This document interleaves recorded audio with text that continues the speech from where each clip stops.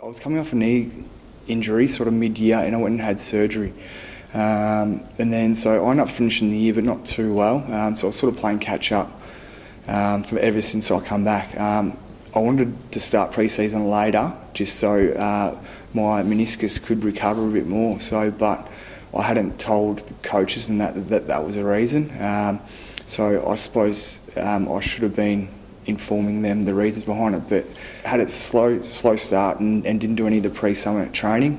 So I was coming into the training, I put on some extra weight and skin folds and that, and so I knew if I had to come back overweight and obviously not followed the directions that the club wanted me to, that I would have been punished. So just on the spot order just at work that made me come to the decision that I need to do something about it, and I thought the fast treat was to order a fat burner just to help me reduce my skin folds. I was with my boss in his car, so I was just scrolling through, just googled it online, and then I come to just a website that I thought was best, that I chose and I thought was best suitable. I looked at the product and it had little testimonials down the bottom of it saying that it'd been used by many athletes and also celebrities throughout America. So when I read that, I just had no hesitation, just ordered it, not knowing, never received it, and then because I was waiting for it and I actually started training, and so I'd already got in a bit of a strife, so I'd never received it, I'd already paid for it, so I had no use for it anyway. I received a letter from Customs informing that the parcel had been seized, so that came to my shock. So I didn't really do much after that, not expecting anything. They just said to me, make sure you check before you order supplements over the line, and then that was that, and I thought that was done. And then a couple of weeks later I received a call from ASADA informing me that they were flying down from Canberra to interview me about the product that was seized. So obviously it wasn't allowed in the country, so they must have just come across it and seen what is it, and they just gave me a slap on the wrist pretty much and just said you've just really got to look out for what you're ordering over online. Yeah, so in my case against ASADA, I said to them, if I honestly was trying to cheat the system, or if I knew what I was ordering was illegal, I wouldn't have done it in the way of ordering it to my address in my name. I would have been a bit more subtle about it. So, but their case against everyone, and same as Essendon, is that ignorance is no excuse. We'd only had a couple blokes get drug tested, but drug testing was still there. Not a lot, but on a rare occasion, but it was still there. And so, like, it was always there, and they always had people from the VFL come out and do a talk. It was on drugs in sport, abuse against women, and racial vilification. It was pretty much like a 6-slide presentation, not really going deep into each topic, just sort of touching base. So it was never really a big topic. So there wasn't really much involvement in performance-enhancing drugs at all, especially in VFL, from what I was used to. And I'd spent a couple of years there as well. But I am clear now that there is a lot more from when I was first down at the club. They didn't appeal it, and I didn't appeal it, because pretty much an uphill battle, I knew. So at the start, I was going into it hoping that I was looking for a year to less. But then as it got on, my lawyer and that explained sort of that was pretty much impossible for me to get a year or less, because I'd admitted that I was going to use it if I had got it, or not use it, but like I was going to get it, and it was mine. So I admitted that, and so from there on, if I'm fighting that, it's pretty much from a year to 2 years. So because I admitted that it was mine, it's class of possession. So if you've got it possessed, you can't fight the 1 year to get off scot-free. I had my hearing in July, and then I was told that they weren't sure when I was going to get my sentence. And it ended up being December 21st. So it took over 6 months or 5 months for me to get my decision. In that time, I'd just been in limbo, not knowing if I was able to play the next year, had my life on hold, because I always wanted to travel if I knew I was getting done. So it was just not knowing if I was going to play the next year, or if I could plan my travels. At that stage, I was going to see counsellor and that just helped me, talk me through it, and had demons in the head telling me things, just things just weighing me down and sort of all negative stuff. So yeah, so it was pretty bad, but 24, I was at the top of my game.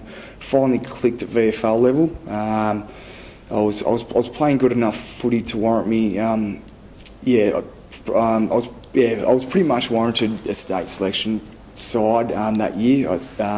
My coach told me, but I got rubbed out the week before they had the selections for that.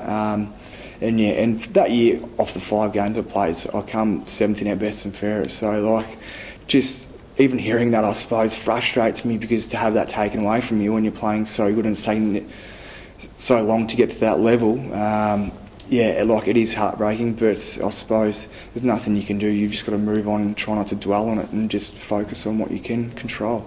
I'd revolved pretty much everything I did around football. I was just labouring at the time, because no real good job would be able to afford you just to have from just basic hours, so I'd had to suit everything to revolve around football and invest all my time into that.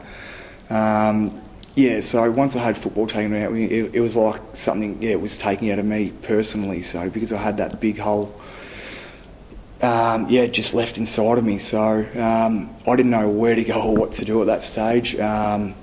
I suppose I had a lot of help from family. I worked flat out, and the one thing that I had always wanted to do is go travel, so that's what I did. So I just left, I saved for a couple of months and just took off and went over to Europe. Over there they don't even know what football is, so I was glad with that. Football was in the back of my mind. I didn't even realise it was going at the stage, so that was good to get away from that. Especially after I got my sanction, I'd be coming back. I'm 26 now, so I started pre-season, I was 25, my sanction finished last November. Coming back, I knew I'd be turning 26 this year, getting into the latter end of my career, or football career. I thought this would have to almost be the year I'd have to step up and do something. Obviously, if I wanted a chance, put in a big pre-season. And obviously aimed high, went down to Frankston, knowing that they did have a good track record of getting blokes drafted, especially out of the VFL. So as much as I want to get drafted, I still hope to even try and play good standard. I didn't really base it all around getting drafted, but at least coming back and performing at a consistent level. And then with that though, what I didn't expect is I didn't monitor my body enough, and obviously 2 years out of the game, my body was breaking down a bit. I copped just injuries, just slight little niggly injuries, little hamstring injuries. Knee was playing up sore, and then had a bulging disc in the practice matches. So missed a couple of weeks there, then come back through the twos, played a couple of weeks in the twos, and then slowly just sort of petered out throughout the season and got myself to a consistent level now. But there's a few weeks there where I was battling through injury where I didn't want to say anything because I just wanted to keep nutting it out. But now I've got to a stage at this later end where I feel my fitness is up and I'm pushing on to contests and doing the extras what I wasn't doing at the start of the year. But that's just because I did a big pre-season, but I couldn't do extra the one I wanted to because my body just wasn't allowing me to. I don't see the dream really there anymore. If it happened, it happened. But I'm just all about sort of just playing the best level of footy as long as I can, and just nutting out what I come to VFL to do. Always had the support from family and friends and that, and it's good. So Frankston have been good to me, just like I suppose any footy club that I would have had gone to. But it's more of a home field down there, and they've always been supporting and helping me on the way. So, but it's definitely been satisfying coming back, and even just stepping out and just because I played the first 2 games in the twos, and then just even stepping back out on the field to play that first senior game back. Yeah, it just said, tingles down my spine just to get back out there, because I remembered the last game I played actually for Casey before I got rubbed out was down Geelong and I broke my jaw. So it wasn't a very good game, but to come back and actually, after that 2 years, to stand back out there, it was good. It was very satisfying. Obviously being put down, there was obviously people getting into you, both social media-wise, on field, people calling you drug cheat, all this sort of stuff. People actually, I think, still do think they actually took something and was actually cheating. So I suppose that does weigh on you, but then again, though, I suppose I know what happened. My mates and teammates know what happened, so I've just got to keep reiterating that to myself and just keep thinking that that everyone's going to have their opinion, and they're entitled to it. So, but unless they know the full story, you can't really comment. But everyone's going to have a comment, though. It's shown actually how, I suppose, strong I am, and I didn't really know I was. It showed the character. I suppose it showed my friends and family, and I suppose how much they've been for me, so I can appreciate that. So they're positives to take out of it as well as a lot of negatives. But it's made me a stronger person by the end of it, and showed, I suppose, how much that you can endure.